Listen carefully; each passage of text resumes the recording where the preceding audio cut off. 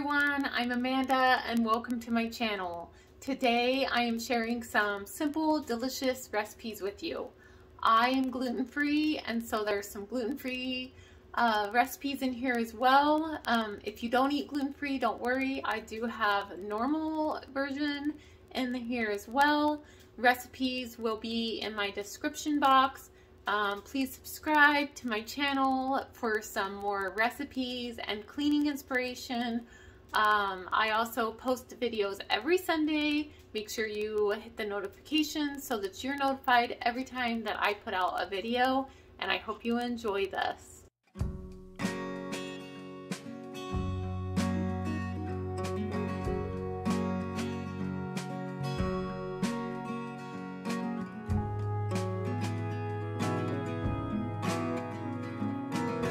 For gluten-free brownies, I like to get this mix from Walmart. It tells you on the back everything you need to make these, but I will put the recipe down in the description box along with all the recipes that are in this video.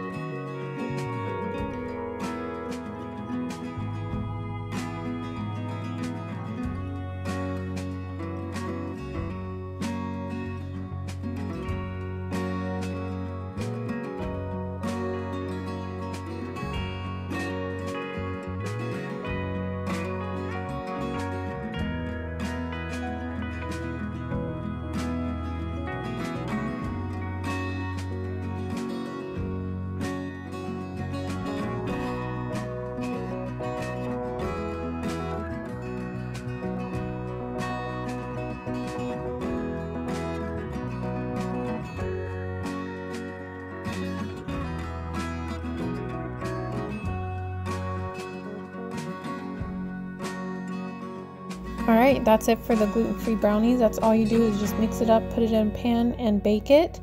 And then you've got some delicious brownies. I do the cake like brownies on the back of the mix.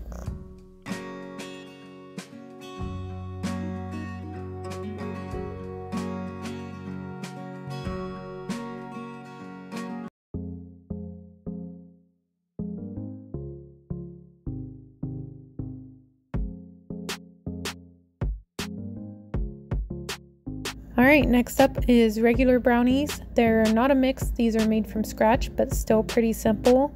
You just put all the ingredients in the mixing bowl. You do want to mix the wet in first and then mix the dry in with the wet. These are dairy-free naturally, so if you have to be dairy-free, then you can have these. We used to make these all the time for my daughter, and our family loves this recipe. So first I'm going to mix the oil and sugar together really well, and then I'm going to add the eggs and vanilla, and then after that's all mixed up, then I'm going to add all the rest of the dry ingredients, and then I'm just going to put that in a greased pan and bake it.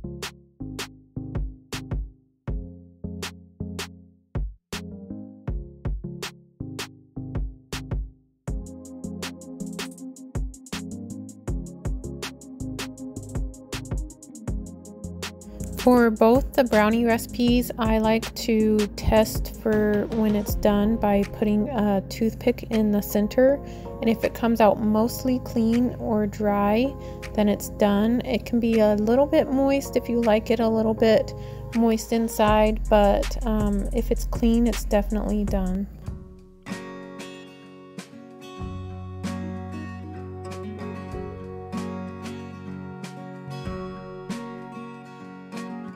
Alright, next up is one of my favorite meals. It's a sheet pan dinner, and this I love because you can do pretty much anything you want in here. Any kind of meat, you can do chicken, shrimp, salmon. I've done all kinds of stuff. You can put in any kind of veggies that you want in there, and you just bake it. It's really simple. I like to chop everything with this chopper. It's really easy to do. You can do sweet potatoes, peppers, cucumbers, pretty much anything that you need diced. Just use this.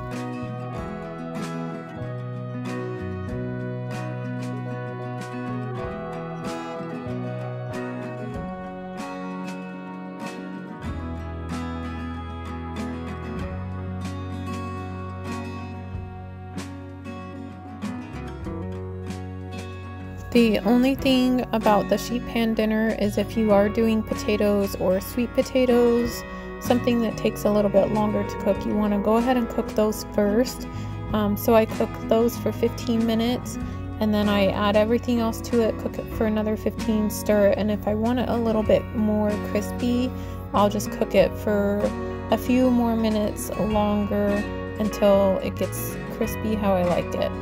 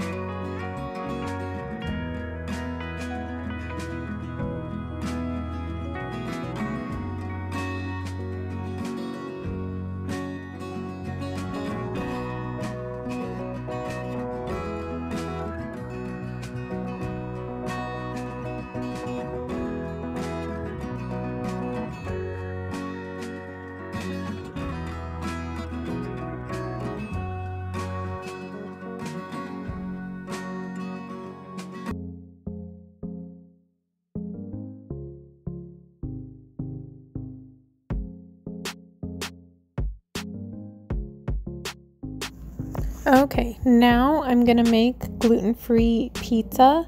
Again, I'm using a mix that I just found I used to be able to buy it at Walmart, but it's been a little harder to find these days, so I bought some on Amazon. But it comes with a yeast packet. This one actually had 4 yeast packets in it. That's unusual. Normally it just has 1. There's instructions on the back of what to do to make this, so I'm just going to follow those instructions, and again I will have those in the description box below. And yeah, it's really simple to make this pizza. To me, it's almost like a biscuit dough, but it's actually really yummy. So if you are missing pizza and you have to eat gluten-free, this is a great option.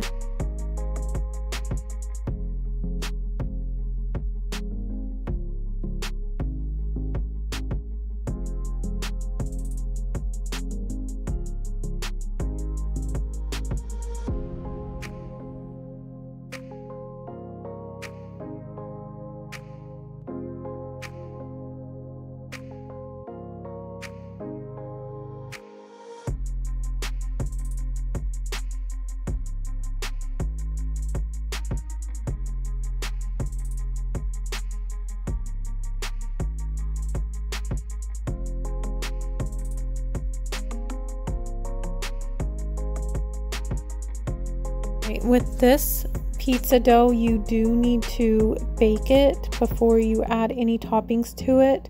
It's a sticky dough, so you want to make sure that you oil your hands to handle it, and then also put it in between 2 pieces of plastic wrap to flatten it out. I just use my hands, but you can use a roller if that's easier for you. And then, like I said, I poke holes in it with a fork and then bake it before I add any toppings.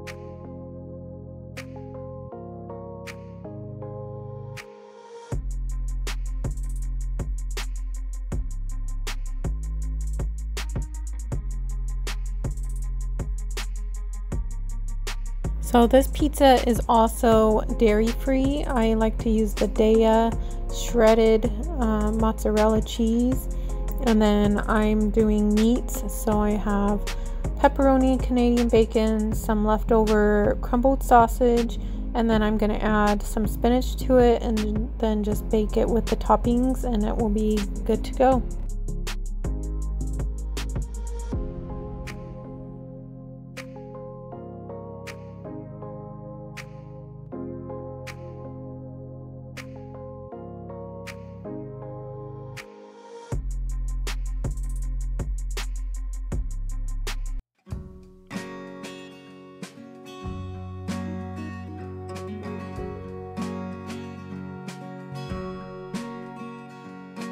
Alright, now for the regular pizza crust.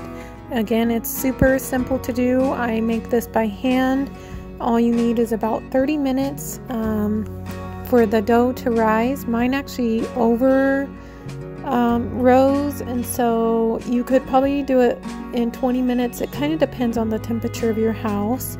So just keep an eye on it. When it doubles in size, it's ready to make into pizza crusts. I like to store my yeast in the freezer. I don't know if you knew that you could do that, but it lasts a lot longer and it does not affect the yeast at all. I just pull it straight from the freezer and use it for right away for whatever I'm baking with.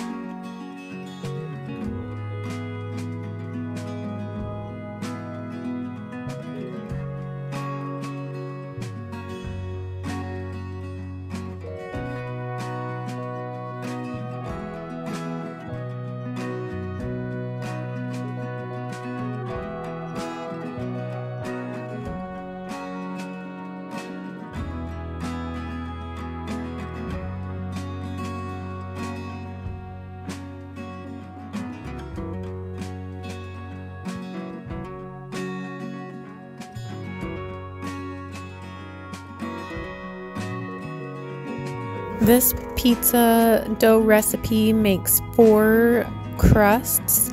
What I'm gonna do today is I'm just making 2 of them, and so I'm gonna freeze the other 2 in the freezer, and then I can pull that out, thaw it, let it rise again, and reuse it.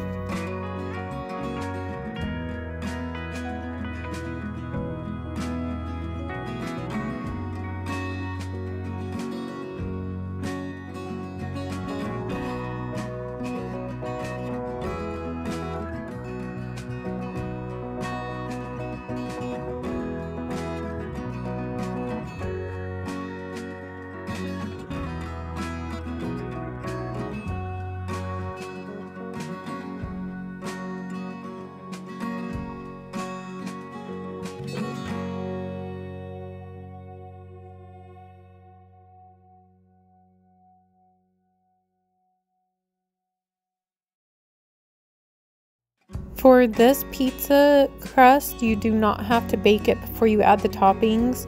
So I'm making these for my kids, so I'm gonna poke some holes, put some garlic powder on the crust, and then do the sauce, and then they decorate it however they want, and then I will bake it, and then they're gonna eat those while I eat the gluten-free one.